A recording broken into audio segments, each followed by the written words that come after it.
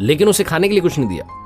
और उसके ठीक सामने ही वो गुरु महाराज जो थे वो बढ़िया पकवान खाते रहे, थाल आते रहे, नाश्ता चलता रहा, फिर भोजन होता रहा, कुछ ना कुछ खाते रहे, लेकिन उसे खाने के लिए कुछ नहीं दिया। शाम हो गई।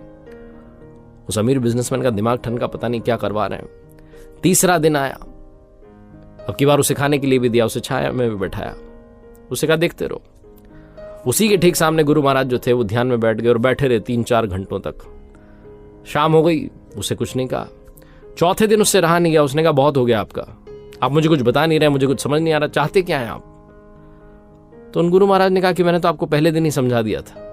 जिस दिन मैंने तुम्हें धूप में बैठाया था और मैं अंदर कुटिया में था, उस दिन ही तुम्हें समझा दिया था कि मेरे हिस्से की छांव तुम्हारे हिस्से नहीं आएगी। दूसरे दिन जिस दिन तुम्हें भूखा रखा था, उस दिन तुम्हें समझा दिया था कि मेरे हिस्से का भोजन तुम्हारे हिस्से नहीं आएगा, तुम्हारे काम नहीं आएगा।